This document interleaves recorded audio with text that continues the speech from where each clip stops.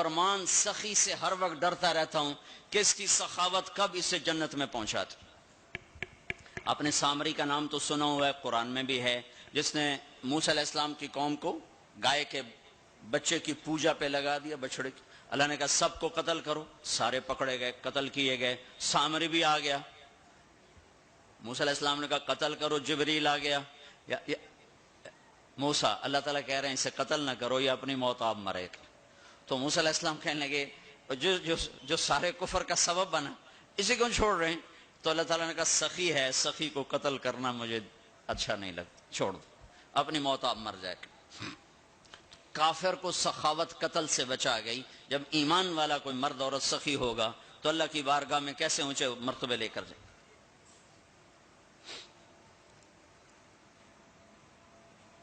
تو اپنے اوپر خرچ کرو وسعت کے مطابق، اللہ نے روکا نہیں ہے، منع نہیں کیا ہے، منع نہیں کیا ہے، لیکن غریب کو بھی یاد کرو۔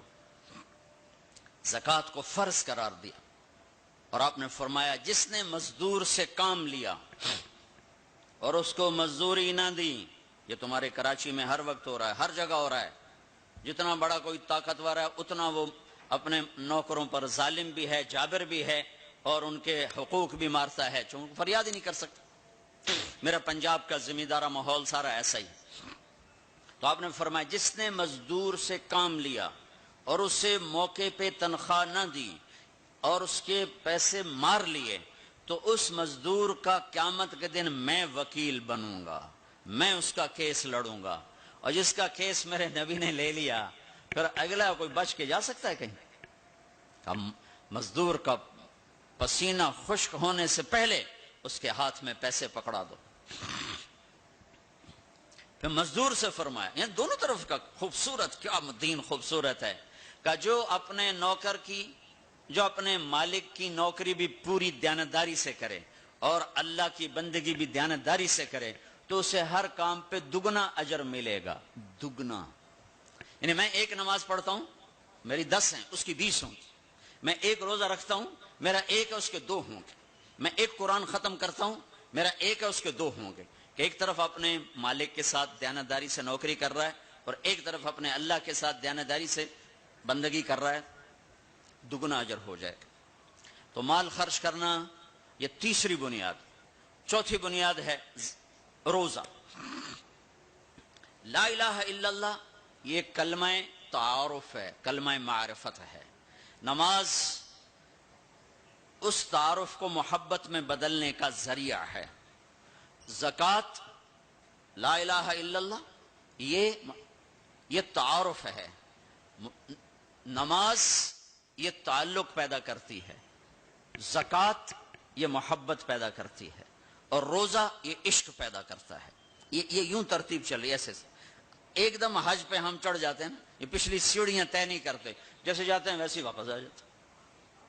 تو لا الہ الا اللہ محمد رسول اللہ یہ تعارف کا کلمہ ہے، تعارف ہو رہا ہے، پہچان ہو رہی۔ جیسے میرا باپ کا ایک تعارف ہو رہا ہے، چہروں سے ہم پہچان رہے ہیں ایک دوسرے کو، کسی کو ہم نام سے پہچانیں گے، پھر ملتے رہیں گے تو تعلق بن جائے گا، ایک دوسرے پر خرچ کریں گے تو وہ محبت بن جائے گی۔ تو لا الہ الا اللہ محمد رسول اللہ یہ کلمہ معرفت ہے، پہچان۔ نماز اس معرفت کو تعلق میں بدلتی ہے، اور پھر زکوٰۃ اس تعلق کو محبت میں بدلتی ہے۔ پھر محبت کو آگے پروان چڑھا کے عشق تک پہنچانا ہے تو اس کے لیے بھوکا پیاسا رہنا اس کا لازمی امر ہے۔ تو اس کے لیے روزہ رکھا گیا کہ روزے رکھ، اللہ کے لیے بھوکا بھی رہے اور پیاسا بھی رہے۔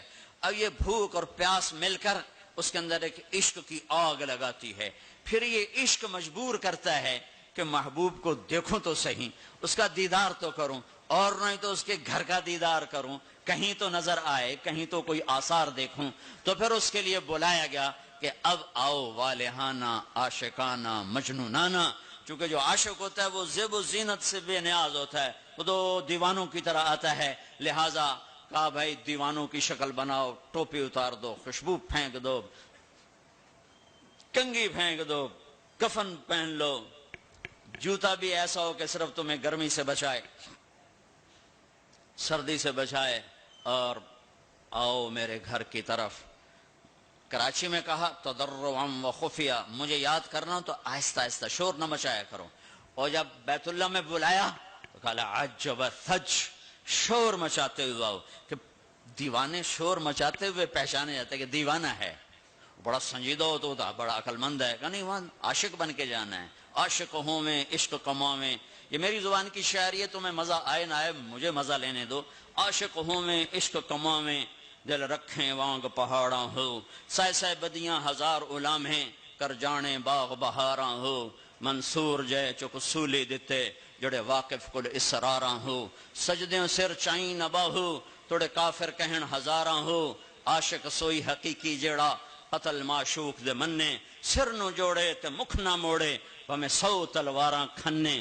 سچا عشق حسین علی دباہو، سر دتے تے روز نہ بھنے.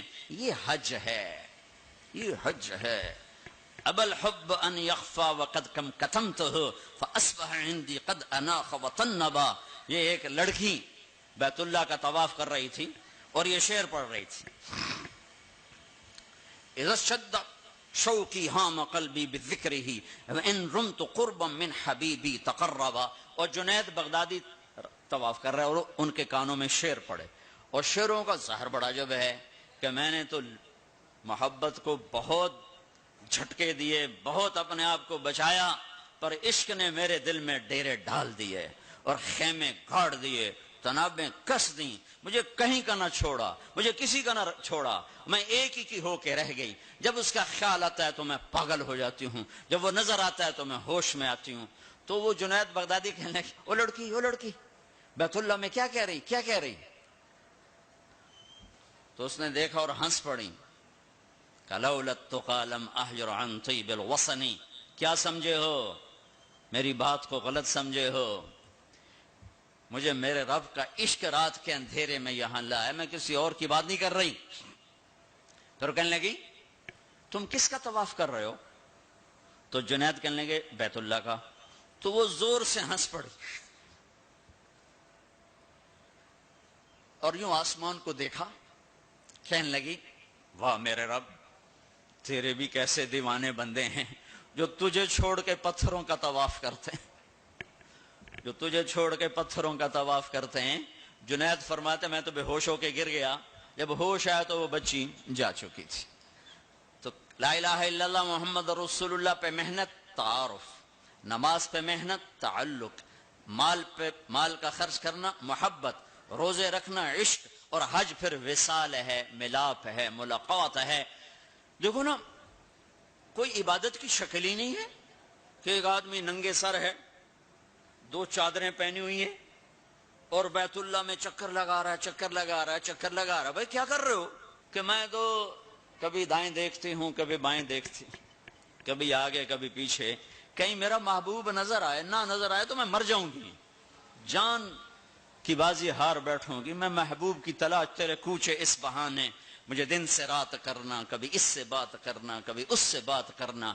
حج عشق ہے، وہ ہمیں حاصل نہیں ہوتا ہے، لہذا تھوڑی سی تکلیف آتی. عثمان جی پیسے اتنے لائے نہیں تھے کی کیتا جے ساڑھے نہ، کیونکہ وہ تو کھانے پینے کا پروگرام ہے، کھابا پروگرام ہے. کیا بوفے مجھے یاد نہیں آ رہا تھا، بوفے ٹھنڈا ملا ہے. اس کے تو تصور میں ہی نہیں ہے کہ میں کسے ڈھونڈنے آیا ہوں. ایسے تو نہیں حسین بچوں سمیت نیزوں پہ چڑھ گئے تھے. ایک بول بول کے ساری نسل بچا سکتے. کون سی نسل؟ اہل البیت. کون سی نسل؟ آل الرسول. کون سی نسل؟ کائنات کی پاکیزہ ترین نسل. ایک بول پہ وہ اپنی بچا سکتے اور جنت کا بھی کوئی نقصان نہ تھا. نہیں اللہ پہ سودا نہیں ہو سکتا، کاٹ دو. تمہارا تاجر جھوٹ بولنے کو تیار، جھوٹ چھوڑنے کو تیار نہیں، سود چھوڑنے کو تیار نہیں. کتنے بڑے تاجروں نے میرے ساتھ متھا مارا کہ سود کے بغیر تجارت چلا کے دکھاؤ. سود کے بغیر تجارت کیسے چلے گی؟ کہ اللہ مطلب ہی اللہ کو مقصود نہیں بنایا. اللہ کو ڈھونڈنا پانا اور اللہ کی طلب زندگی کا مقصد نہیں بنایا. یہی دھوکے کے گھر اور مچھر کے پر اور مکڑی کے جالے کی دوڑ ہے. اسی کو عزت سمجھا، اسی کو بڑائی سمجھا، اسی کو بلندی سمجھا، اسی کو معراج سمجھا. آج آنکھ بند ہوگی تو پتہ چلے گا کہ میں تو کسی بہت بڑے دھوکے کا شکار ہو کے آیا ہوں. اس لیے قیامت کا دن کو یوم التغابن بھی کہتے ہیں. تغابن کے نام پر سورت اتری ہے کہ اس دن لوگوں کو پتا چلے گا ہائے ہائے دھوکے میں رہ گئے. ذالک یوم التغابن، یہ ہے جس دن دھوکا کھلے گا کہ ہم تو دھوکے میں رہ گئے. تو بھائیو بہنوں، حج کا اصل موضوع سمجھو. اللہ کو پانا اور اللہ کے لیے جینا اور اللہ کے لیے مرنا اور اللہ پہ مٹ جانا، یہ حج کا مغز ہے، یہ حج کی روح ہے. باقی اس کے اعمال ہیں، کچھ سفر کی ضرورتیں ہیں، کچھ وہاں رہنے کی ضرورتیں ہیں، کچھ حج کے جو شرعی اعمال ہیں کچھ ان کی ضرورتیں ہیں. ہے لیکن جو حج کی روح ہے وہ ہے اللہ کو ڈھونڈنا، قبلہ بدلنا. قبلہ یہ دل اللہ کو دینا. ایک صحابہ نے پوچھا یا رسول اللہ ما الاسلام، یا رسول اللہ اسلام کیا ہے؟ آپ نے کہا ان تسلم قلبک للہ، دل اللہ کو دے دے یہ اسلام ہے. دل اللہ کو دے دے یہ اسلام ہے. تو بھائیو بہنوں طے کر کے جاؤ کہ زندگی کو بدل کے واپس آنا. اتنے سال اپنی مرضی کے گزار لیے، تو اب اللہ سے مل کے آ رہے ہیں، تو اب باقی زندگی اس کی مرضی پہ گزار دیں. اتنا زمانہ اپنی مرضی پہ گزارا ہے، تو اب باقی جو وقت حج کے بعد گزرے گا وہ اللہ کی مرضی پہ گزاریں کہ جو اللہ کہے گا وہ کریں گے، جس سے روکے گا اس سے روکیں گے، جو وہ فرمائے گا اس پر لبیک کہیں گے، جس سے ہٹائے گا اس سے پیچھے ہٹتے چلے جائیں گے. تو ہمیں اس کی روح حاصل ہو گئی. یہ عبادات ہیں، اور عبادات میں یہ سب سے عالی شان اللہ نے عبادت بنائی ہے الحج. اور ایک اور میں نے غور کیا، اللہ تعالیٰ نے نماز فرض کی تو فرمایا کہ ان الصلاۃ علی المؤمنین کتابا موقوتا، نماز ایمان والوں پر فرض ہے، اس میں اللہ کا نام کوئی نہیں ہے. کتب علیکم الصیام کما کتب علی الذین من قبلکم، تم پہ روزے فرض ہیں، اللہ کا نام اس میں کوئی نہیں ہے. من شہد منکم الشہر فلیصم، رمضان کا چاند دیکھو تو روزہ رکھو، اس میں اللہ کا نام کوئی نہیں ہے. لیکن جب اللہ نے حج کو فرض کیا تو اب میں وہ آیات دوبارہ پڑھ، ان الصلاۃ کانت علی المؤمنین کتابا موقوتا، نماز فرض. کتب علیکم الصیام کما کتب علی الذین من قبلکم، روزہ فرض. اقیموا الصلاۃ وآتوا الزکاۃ وانفقوا، زکوٰۃ فرض. اب جب اللہ تعالیٰ حج فرض فرمانے لگے تو اس کو یوں پیش کرتے کتب علیکم الحج، تم پہ حج فرض ہو گیا.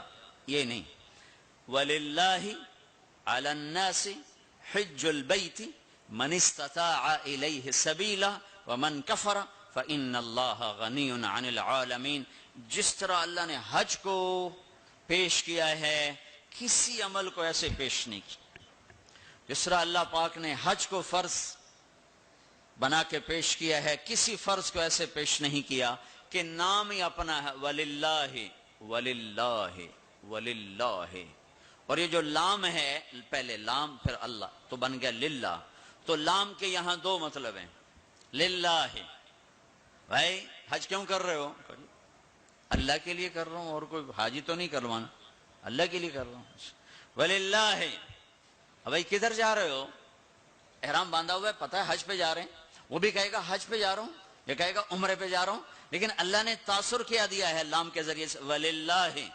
کہاں جا رہے ہو؟ کہا جی میں اللہ کی ملاقات پہ جا رہا ہوں، اللہ نے بلایا ہے تو میں ملاقات کے لیے جا رہا ہوں. وللہ، اتنی خوبصورت ابتدا ہے. اور پھر آگے حج فرض کرنا ہے ایمان والوں پر، اور ایمان والوں میں مالداروں پر، اور مالداروں میں صحت مند پر. تین شرطیں ہیں، ایمان بھی شرط ہے، مال بھی شرط ہے، صحت بھی شرط ہے. مال والا ہے، صحت کوئی نہیں، حج ساقط. ایمان والا ہے، مال کوئی نہیں، حج معاف. تو یہ تین، ایمان بھی ہو، مال بھی ہو، صحت بھی ہو. لیکن اللہ نے پیش کیسے کیا ہے؟ وَلِلَّهِ عَلَى النَّاسِ. عَلَى النَّاسِ میں کافر، مسلم، مشرک، مومن، سب، مالدار، غریب، فقیر، امیر، سب بیمار صحت مند سورے، معذور دوسرے سارے. علی الناس ہے کوئی میرے بندوں میں جو اپنے رب سے ملاقات چاہتا ہو؟ ہے کوئی جو اللہ کی ملاقات چاہتا ہو؟ انداز یہ ہے.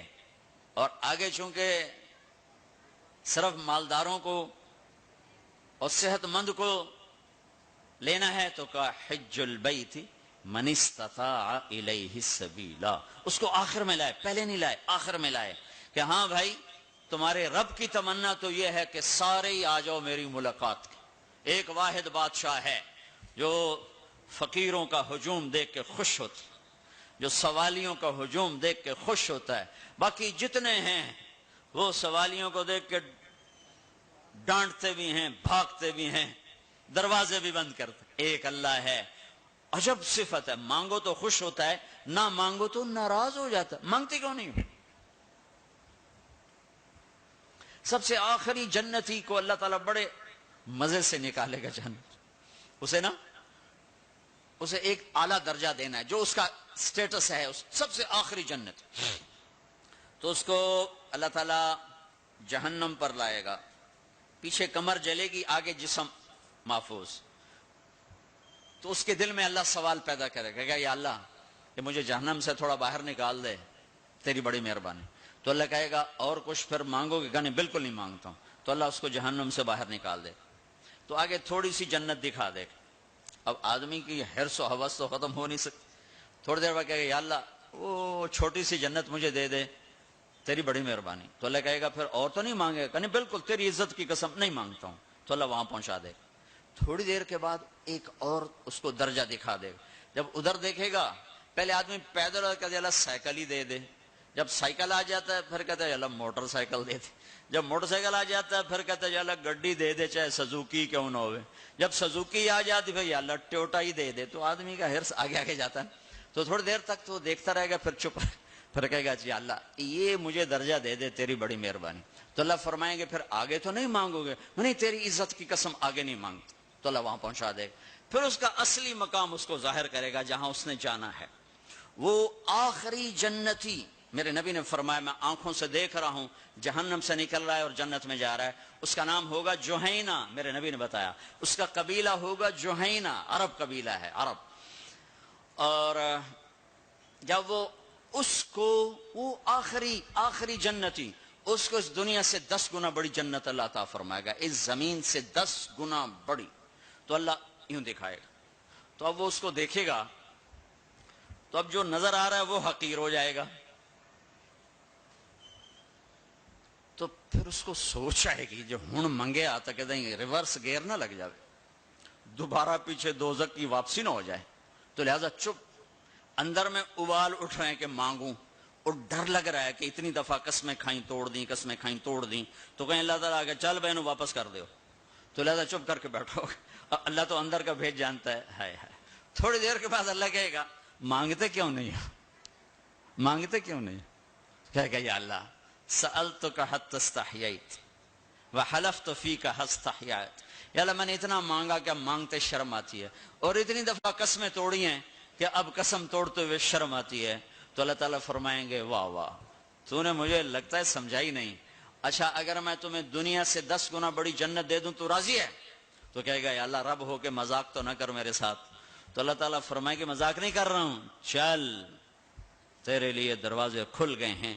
تو اللہ واحد شہنشاہ ہے، مانگو تو خوش ہوتا، نہ مانگو تو ناراض ہوتا، اور جتنا مانگو اتنا خوش ہوتا. بعض لوگ اشکال کرتے ہیں کہ یہ اتنے نیک آدمی ہیں، یہ دعائیں مانگ مانگ کے تھک گئے، ان کی قبول ہی نہیں ہو رہی، اور یہ فلاں آدمی ایسا ہے کہ وہ ایک کام سیدھا نہیں دعا کرتا ہے قبول ہو جاتی. تو میرے نبی نے فرمایا کہ ایک اللہ کے تعلق والا بندہ یا بندی اپنی ضرورت میں اٹکا ہوا ہے اور اللہ سے مانگ رہا ہے اور رو رہا ہے، اوپر سے دروازہ نہیں کھل رہا ہے، کہتا پتہ نہیں کیا ناراضگی ہو گئی ہے. حتیٰ کہ فرشتے سفارش کرتے ہیں کہ یا اللہ یہ اتنے دیر سے بیچاری رو رہی ہے، یہ اتنے دیر سے رو رہا ہے، یا اللہ اس کا کام کر دے. تو اللہ تعالیٰ فرماتے احب ان اسمع حنینہ، مجھے اس کا رونا بڑا پیارا لگ رہا ہے، میں چاہتا ہوں کچھ اور رو لے. دے دیا تو پھڑکیں رونا، لہذا میں چاہتا ہوں تھوڑا یہ رو لے، اس لیے لیٹ ہو رہا ہے، اس لیے لیٹ نہیں ہو رہا کہ میں ناراض ہوں۔ تو اللہ تعالیٰ کے مختلف اپنے بندوں کے ساتھ معاملات ہیں۔ تو حج میرے بھائیو بہنوں، وَلِلَّهِ عَلَى النَّاسِ حِجُّ الْبَيْتِ مَنِ اسْتَطَاعَ إِلَيْهِ سَبِيلًا۔ آؤ بھائی آؤ، اپنے رب کی ملاقات کے لیے آؤ، سارے آؤ، ایمان لے کر آؤ، کافر کلمہ پڑھ لو اور کلمے والے تیاری کر لو۔ پھر آگے نرمی کر دی، اچھا بھائی جو آ سکتا ہے وہ تو ضرور آئے۔ اس پیشکش میں اتنی محبت تھی کہ سننے والے کو یہ شک پڑ سکتا تھا کہ لگتا ہے اللہ کو ہمارے حج کی ضرورت پڑ گئی ہے، تو پھر ومن کفرا، نہیں آؤ گے نا، یہاں کفر سے مراد کافر ہونا نہیں، ومن کفرا، جو حج پہ نہیں آتا، فإن اللہ لغنی عن العالمین، تو مجھے صرف تمہاری نہیں، مجھے تو کل کائنات کی پرواہ کوئی نہیں، تم نہیں آؤ گے تو کیا ہو جائے گا۔ تو آخر میں اپنی ذات کو صاف کیا ہے اور شروع میں اپنی محبت کا اظہار کیا ہے۔ تو بھائیو بہنوں، یہ نیت کر کے جاؤ کہ واپس والی زندگی وہ نہیں ہوگی جو پہلے تھی، وہ نہیں ہوگی جو پہلے تھی۔ تو اللہ کی ملاقات اس طرح ہو کہ ماضی اور حال اور ہو جائیں اور مستقبل اور ہو جائے، تو گویا ہم اللہ کی بارگاہ میں اپنی مہر لگوا کے آ گئے۔ یہ اسلام کا عبادت کا پہلو ہے۔ یہ عبادت کا پہلو اس وقت مکمل ہوگا جب اس کے ساتھ اخلاق کا پہلو جڑے گا، وہ ہے لوگوں کے حقوق ادا کرنا۔ سب سے انشاءاللہ میں اللہ کے نبی کا خطبہ پڑھ کے سناؤں گا عرفات میں۔ 3 دن آپ نے تقریر فرمائی، تینوں دن ایک ہی جگہ سے بیان شروع کیا، لوگو تمہاری عزتیں، تمہارے جان، تمہارے مال ایک دوسرے کے لیے حرام ہو گئے، کسی کی عزت پہ، کسی کے مال پہ، کسی کی جان پہ ہاتھ نہ ڈالنا۔ اور آخری جملہ ہے لا ترجعوا بعدی کفارا یضرب بعضکم رقاب بعض، دیکھو میرے بعد کافر نہ ہو جانا کہ ایک دوسرے کے گلے کاٹتے پھر رہے ہو، ایک دوسرے کے گلے کاٹتے پھرنا گویا میرے نبی کی نظر میں کافر ہو جانا ہے۔ یہ آخری جملہ تھا۔ اور پھر ایک اور آخر، لا تسودوا وجہی یوم القیامہ، دیکھو مجھے قیامت کا دن تمہاری وجہ سے شرمندہ نہ ہونا پڑے، مجھے شرمندہ ہونے سے بچانا۔ یہ آپ کے خطبات کے آخری الفاظ ہیں۔ تو ایک تو اس کی تفصیل حج کیسے کرنا، وہ کتابیں موجود ہیں، سارے کو چھوٹے چھوٹے پمفلٹ موجود ہیں، آپ آسانی سے اس کو فالو کر سکتے ہیں۔ اور اگر اس میں کوئی اونچ نیچ ہو جاتی ہے تو مینا بکروں سے بھرا پڑا ہے، 1 بکرا دے دو، 2 دے دو، 4 دے دو، 5 دے دو، جتنے مرضی دے دو، وہ ہو جائے گا۔ تو جب تم اتنے پیسے خرچ کر کے جا رہے ہو تو میرے نبی سے پوچھا گیا یا رسول اللہ سب سے بہترین حج کیا ہے؟ الحج والثج، سب سے بہترین حج ہے لبیک کہنا زور زور سے اور قربانی کرنا اپنی وسعت کے حساب سے، خون بہانا، قربانی کرنی۔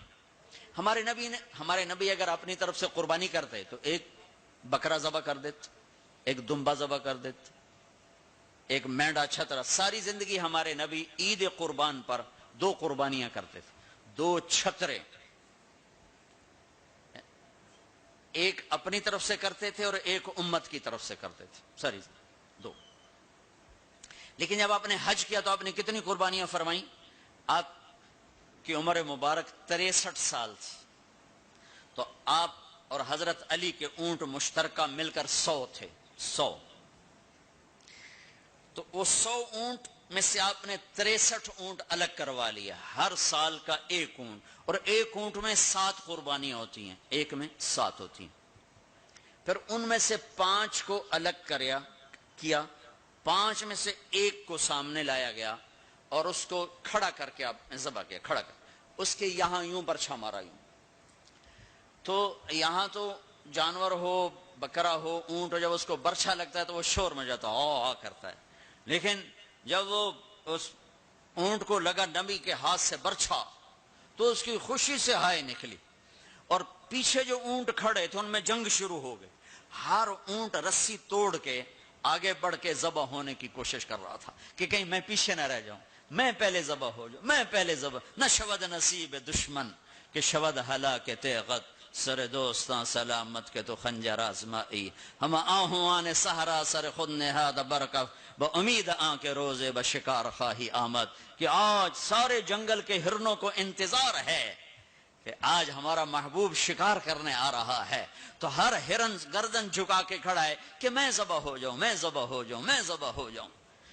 تو یہ شعر میرے نبی پہ فٹ آتا ہے کہ سارے اونٹوں میں جنگ شروع ہو گئی اور ہر ایک کا زور تھا میں ذبح ہو جاؤں، میں ذبح ہو جاؤں. آپ نے 63 اونٹ ذبح فرمائے اور برشا پھینک دیا اور اپنی بیویوں کا حصہ اس میں نہیں رکھا. بیویوں کے لیے الگ قربانی کی، بیویوں بیگمات کے لیے الگ قربانی کی اور اپنے 63 اور 7 ہر اونٹ میں. اور پھر یہاں تک فرمایا کہ علی جو گوشت بنائے اس کو مزدوری گوشت میں سے نہیں دینی، میں الگ سے دوں گا، اس کا ہر ٹکڑا اللہ کے نام پہ جانا چاہیے. گوشت میں سے مزدوری بھی نہیں دی، الگ سے مزدوری دی. اور پھر فرمایا کہ آؤ بھائی جو لے جانا چاہتا ہے لے جائے. پھر فرمایا حضرت علی سے کہا ایک ایک بوٹی سارے اونٹوں سے لے لو اور ایک دیگ چڑھا دو. تو وہ ایک ایک بوٹی سارے اونٹوں سے لے کر دیگ چڑھائی. پھر آپ نے اس کے پکنے کا انتظار کیا. جب وہ تیار ہو گئی تو پھر آپ نے حضرت علی نے چند اور صحابہ نے مل کر اس کا گوشت کھایا، شوربہ پیا اور پھر اس کے بعد آپ طواف زیارت کے لیے تشریف لے گئے. تو اب مالدار لوگوں قربانی کرنا دل کھول کے، ماڑے ماڑے جانور نہ تلاش کرنا، بھائی سستا کڑا لبدا ہے. اللہ کے نام پہ لگانا، جھگی پھونک تماشا ویک ہماری پنجابی کی مثال ہے. لگا تو صحیح پھر دیکھ آتا کیسے ہے واپس. ایک صحابی ہیں ابو الدحداح، ایک آیت اتری من ذا الذی یقرض اللہ قرضا حسنا یضاعف له اضعافا کثیرا. تو وہ ایک انصاری صحابی نے آیت سنی، وہ بھاگے ابو الدحداح ارے آج عجب آیت آئی ہے. کیا؟ کہ اللہ کہہ رہا کوئی ہے مجھے قرضہ دے میں واپس کروں کئی گناہ کر کے. تو ابو الدحداح آئے دوڑے دوڑے، یا رسول اللہ کیا اللہ نے یہ کہا ہے کہ مجھے قرضہ دو میں واپس کروں؟ کہاں؟ کہا یا رسول اللہ اللہ کو کیا ضرورت قرضہ مانگنے کی؟ کہ اللہ چاہتا ہے کہ اس کے بدلے اللہ تمہیں جنت دے. کہا اچھا اگر میں اللہ کے نام پہ دوں تو آپ وعدہ کرتے ہیں میری جنت کا؟ ہاں وعدہ. کہ میری بیوی کی جنت کا؟ کہاں وعدہ. کہ میرے بچوں کی جنت کا؟ کہا ابو دحداح تو زیادہ ہی مانگتا جا رہا ہے پر تیرے بچوں کا بھی. کہا یا رسول اللہ ہاتھ بڑھائیں، میرے 2 باغ ہیں دونوں اللہ کے نام پہ صدقہ. ہم کہا نہیں ایک دے دو، ایک رکھ لو، ایک بچوں کے لیے رکھو ایک اللہ کے نام پہ دو. کہا اچھا پھر میرا وہ باغ جس میں 600 کھجوریں ہیں وہ میں نے اللہ کو دے دیا. ہم کہا ٹھیک ہے جا تو تیرے بچے تیری بیوی جاؤ جنت. انہوں نے وہاں سے دوڑ لگائی اور باغ میں نہیں گئے، باہر کھڑے ہو گئے کہ کہیں اندر جا کے نیت نہ بدل جائے. جیسے یعنی لوگ سودے سے پھرتے ہیں، دوڑم سارے لٹو بنے ہوئے ہیں، 4 پیسے اوپر گیا سودے سے پھر گئے، 4 پیسے نیچے گیا سودے سے پھر گئے. جیسے ایمان اور زبان کا بول کوئی چیز ہی نہیں. پیسہ ہی خدا بناؤں بھائی، پیسے کے پیچھے ہی ایمان بھی بک رہا ہے، عزت بھی بک رہی ہے، غیرت بھی بک رہی ہے. میرے نبی نے فرمایا میرا امتی ہر گناہ کر سکتا ہے، ایک جھوٹ نہیں بول سکتا، ایک دھوکہ نہیں دے سکتا. سارا کراچی جھوٹ اور دھوکے کا. کراچی نہیں، میرا ملتان لے لو، لاہور، سندھ، بلوچستان لے لو، سرحد لے لو، جھوٹ جھوٹ جھوٹ، دھوکہ دھوکہ دھوکہ. میرا امتی ہر گناہ کر سکتا ہے، جھوٹ نہیں بول سکتا، دھوکہ نہیں دے سکتا. ساری تجارت سارا سب کچھ اس پہ آ چکا. تو آپ باہر کھڑے ہو گئے، کہنے گئے ام الدحداح بیوی کو بلایا. کہا کیا ہوا؟ کہ باہر آؤ باہر آؤ باہر آؤ. کیوں؟ کہ باغ اللہ کو دے دیا. اچھا اس کے بدلے میں تیری میری بچوں کی جنت پکی ہو گئی. ان کا ربح البیع ربح البیع، مبارک ہو مبارک ہو، بڑا اچھا سودا کیا بڑا اچھا سودا کیا بڑا اچھا سودا کیا. تو بھائیو گن گن کے رکھنے کے شوق نہ کرو، لگانے کا شوق رکھو. اپنے اوپر بھی لگاؤ، اللہ روکتا نہیں. کماؤ حلال، حرام نہ ہو، جھوٹ نہ ہو، سود نہ ہو، خیانت نہ ہو، جوا نہ ہو، سٹا نہ ہو، ذخیرہ اندوزی نہ ہو. تم سارے تاجر، کراچی کے نہیں پورے پاکستان کے تاجر عبد الرحمن بن عوف کی جیب میں آ جاؤ گے. جیب میں عبد الرحمن بن عوف رضی اللہ عنہ جو 10 بڑے صحابہ میں ایک، آپ نے کہا ابو بکر جنتی، عمر جنتی، عثمان جنتی، علی جنتی، زبیر جنتی، طلحہ جنتی، سعد بن ابی وقاص جنتی، عبد الرحمن بن عوف جنتی، عبد الرحمن بن عوف، ابو عبیدہ بن جراح جنتی، سعید بن زید جنتی. یہ 10 ٹاپ 10 صحابہ ہیں، ان میں ایک عبد الرحمن ہے. جب ان کا انتقال ہوا تو 3 ارب 10 کروڑ 20 لاکھ دینار. اور عبد الرحمان جو چھوڑ کے مر رہے ہیں وہ کاغذ نہیں. 3 ارب 10 کروڑ 20 لاکھ دینار. ایک دینار 4.5 ماشے کا ہوتا تھا. اور ایک ماشا میں نے سنار سے پوچھا کتنے کا ہوتا ہے؟ انہوں نے کہا 5,000 روپے کا ماشا چل رہا ہے. اب اس کو تم ضرب تقسیم کر کے دیکھ لو کہ عبد الرحمان کتنا چھوڑ کے دنیا سے تشریف لے گئے تھے. ہم نے کہا عبد الرحمان تاجر الرحمان. عبد الرحمان یہ رحمان کا تاجر ہے، رحمان کا تاجر ہے. اتنی بڑی تجارت کی کہ میری تجارت کے 4 اصول تھے. آپ میں تاجر بھی ہوں گے بڑے بڑے. میری تجارت کے 4 اصول رہے. کبھی ادھار نہیں خریدا، میں نے کبھی ادھار نہیں بیچا، میں نے کبھی سٹاک نہیں کیا. میں نے زندگی بھر کبھی سٹاک نہیں کیا کہ بڑھ جائے پروفٹ تو پھر بیچوں، جب پروفٹ ملا فوراً بیچ دیا. میں نے کبھی سودے کا عیب نہیں چھپایا، میں نے کبھی سودے کا عیب نہیں چھپایا. ادھار لینا منع نہیں ہے، ادھار دینا منع نہیں ہے. ہاں چین سکون کے لیے تاکہ تانوں گولیاں نہ کھاونیاں پڑ. ایک تاجر میرا یہ بیان سن رہا تھا، یہ گاڑیوں کا، پشاور کا تھا، بیان کہیں اور ہو رہا تھا. ہماری جماعت گئی پشاور تو اس کا سب سے بڑا شو روم ہے پشاور میں. تو مجھے لے گیا تو ایک گاڑی کھڑی تھی. کہنے لگا مولانا یہ گاڑی آپ کی وجہ سے 1 سال ہوا ہے نہیں بکی. میری وجہ سے؟ میں تو آج پہلی بار آیا. کہ آپ کا بیان سنا تھا کہ سودے کا عیب بتاؤ. تو یہ گاڑی اتارتے ہوئے، نئی گاڑیاں بیچتا ہے، پرانی نئی گاڑی کا. بعضی گاڑیاں جب اتار رہے ہوتے ہیں تو کہیں نہ کہیں سے لگ جاتی ہیں، پھر ہم اس کو پینٹ پونٹ کر کے کہتے ہیں بالکل فریش ہے. تو یہ گاڑی لگ گئی تھی. تو اب جو آتا ہے میں اس کو بتاتا ہوں یہاں سے لگی تھی، ہم نے پینٹ کیا، کہتے چھوڑو سن ہور دے ہو. کہ 1 سال ہو گیا. میں کہا چل میں خریدار ہوں مجھے دے. کہ نہیں تیرے سے میں نہیں ڈالتا. تو ہماری جماعت وہیں تھی. 1 ہفتہ نہیں گزرا تھا کہ اس کا فون آیا کہ وہ میری گاڑی بک گئی. اتنا ہی اللہ دیکھتا ہے، تھوڑا سا دیکھتا ہے بھائی کچا ہے کہ پکا ہے. تو صرف حج کر کے گناہ نہ بخشواؤ، سچی تجارت کر کے گناہ بخشواؤ. میرے نبی کا فرمان ہے جو صبح سے شام تک بچوں کو حلال کمانے کے لیے تھکتا ہے اور تھک کے شام کو گھر جاتا ہے اس کے اس دن کے سارے گناہ معاف ہو جاتے. تو بھائیو بہنوں، دین کا دوسرا حصہ ہے اللہ کے بندوں کے ساتھ حسن سلوک، ماں باپ کے ساتھ، بیوی کا خامند کے ساتھ، خامند کا بیوی کے ساتھ. اس زبان نے وہ آگ لگائی ہے کہ پوری دنیا میں جو آگ زبان نے لگائی ہے اتنی پیٹرول اور گیس سے بھی آگ نہیں لگتی. تو میں آپ سب سے اخلاق کے معاملے میں ایک بات، اس زبان کی حفاظت کرو. اس سے جھوٹ نکال دو، غیبت نکال دو، گالی نکال دو، دل آزاری نکال دو، دل چکنی نکال دو. جو کر جائیں سہ جاؤ، چپ کر جاؤ، پی جاؤ. میرے رب کی قسم بڑے بڑے ولی ابدال تمہاری گرد کو نہیں پکڑ سکے گی. جس نے زبان کی حفاظت کی اسے کوئی پکڑ نہیں سکتا، وہ اتنی تیز رفتاری سے نکلے گا. تو یہ پوری زندگی میں نے بیان کی ہے مختصر وقت میں. صرف حج نہیں میرے سامنے موضوع، یہ ساری چیزیں ہماری زندگی کے ضروری فیکٹر ہیں. اور آخری جو میں اخلاق بتا رہا ہوں، حقوق العباد بتا رہا ہوں، یہ بڑا خوفناک چیپٹر ہے. ہاں اللہ سے معاملہ کچھ گنجائش ہے چونکہ اللہ سخی ہے، لیکن لوگوں سے معاملہ پڑا تو کم بڑا کھو جائے گا. اس لیے اللہ تعالیٰ فرمائے گا یہ معاف کرے تو میں کر دیتا ہوں، یہ نہ کرے تو میں نہیں کرتا. تو پھر کیا کریں؟ آپ نے فرمایا میری امت کا سب سے غریب آدمی کون ہے؟ کہا جی جس کے پاس پیسے نہ ہو. کا نہیں، میری امت کا غریب وہ ہے جو قیامت کے دن بڑے بڑے عمل لے کر آئے گا، حج، نماز، روزہ، زکوٰۃ، جہاد، تبلیغ، ذکر، تلاوت، پتہ نہیں کیا کچھ، لیکن حقوق العباد برباد کیے ہوں گے. کسی کو گالی دی، کسی کو تھپڑ مارا، کسی کی زمین دبائی، کسی کا گھر دبایا، کسی کے خلاف جھوٹا کیس کیا، جھوٹی گواہی دی، نوکر کو مارا، نوکرانی کو مارا. وہ سارے آ جائیں گے یا اللہ ہمارا حق، کہہ گے اتنی نمازیں دے دو، اتنے روزے دے دو، اتنے عمرے دے دو، اتنے حج دے دو، اتنا ذکر دے دو، اتنی تلاوت دے دو. وہ مائنس ہوتے ہوتے ہوتے ہوتے ہوتے وہ زیرو ہو جائے گا. ابھی حقدار باقی ہوں گے.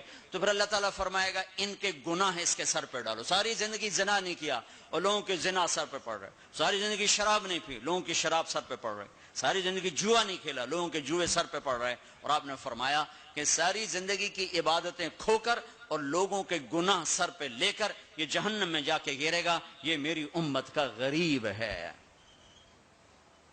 تو اپنے اخلاق بھی بھائیو بہنوں ٹھیک کرو، اور یہ ایک زبان ٹھیک کر لو تو سارے اخلاق ٹھیک ہو جائیں گے.